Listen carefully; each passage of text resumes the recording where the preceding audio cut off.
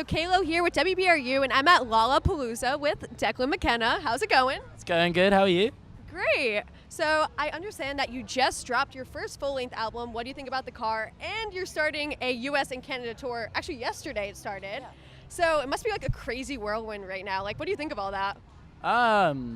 It's great, you know. I mean, I've just been so busy recently, you know, with the album release and prepping for it and all the sort of different quirks that have come up over the last couple months. But yeah, just having a really good time. I've obviously, like, I came to America so many times. I came like 5 times, and then this year this is my first time. It's been a minute, and coming out here is always great. So yeah, I'm just looking forward to the rest of the tour. I think Lollapalooza is obviously a very scary big way of starting it, but I think I got through it to a really good, nice extent, and we missed the rain with our set, which is beautiful.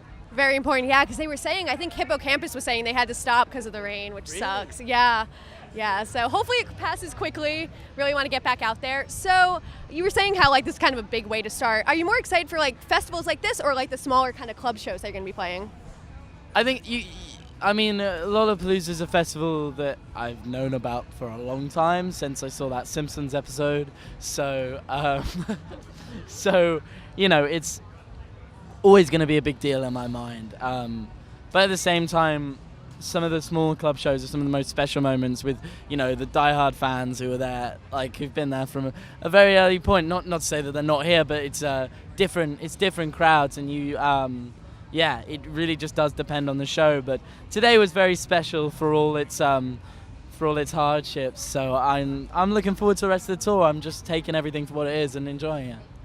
Is there any place that you're, like, extra excited about stopping? I mean, no bias here. We're from like the Cambridge area where your last one is, so no bias. But is there anyone you're, like, really excited about? I am excited for that show because I have a friend from Boston who called Claro, who's a really cool musician, and so I get to hang out with one of my cool friends.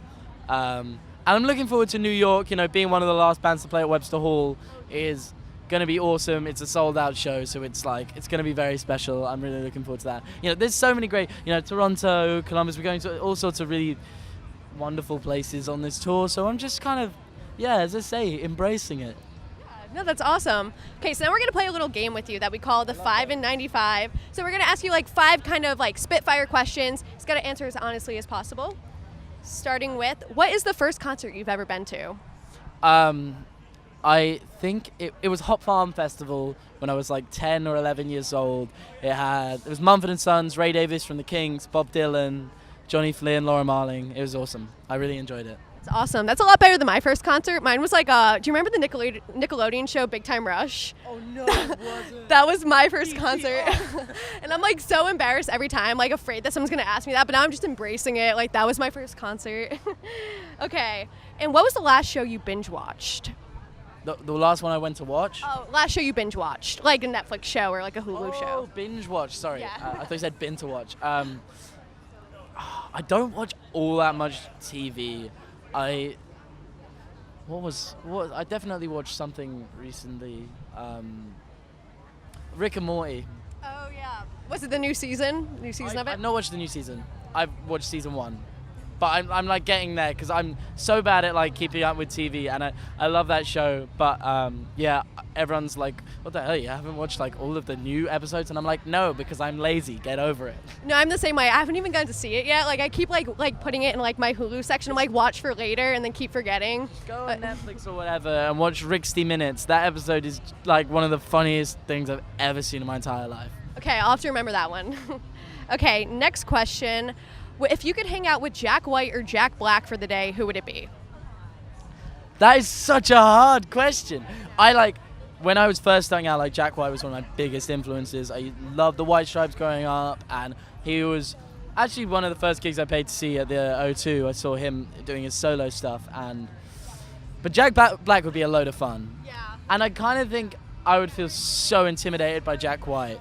Like, so I don't know, but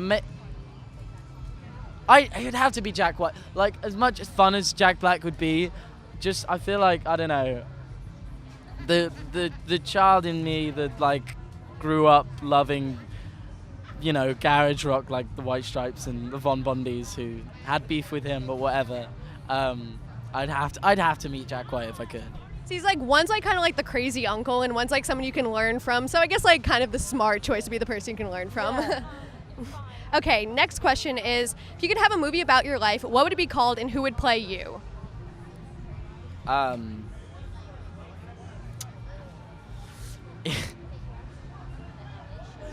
something good? It would be cool How High and Method Man would play me. Solid. See, usually people take so long to answer that question, so you just like had it like ready. So I think the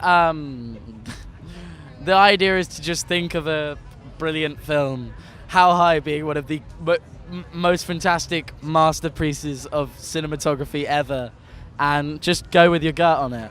Because I would spend far too long if I was just going to make up a whole concept for a film, you know. I would want to have like a team, like help me out, get it peer reviewed, you know. It would take a long time. Makes sense. Okay, and the final question is, if you could tour with anyone, living or dead, they don't even have to be an artist, who would it be? I could tour with anyone? Yes, anyone. Don't even have to be an artist.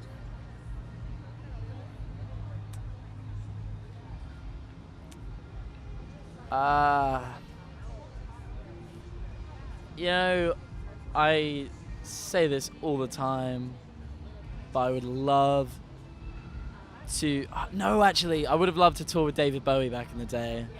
I would have loved to tour with David Bowie, like just to see what that was like, because I know we went through some crazy periods of touring that dude, and just I don't know, kept doing loads of amazing things, and I couldn't really say anyone else. Awesome. Cool. So I think that's all the questions we have. Thanks again for sitting with us. Anything else you want to tell to the fans in Providence, Rhode Island? Just keep like telling Trump what he's doing wrong. Thanks for that. Okay, so this is Kaylo here from WBRU with Declan McKenna at Lollapalooza. And that's all.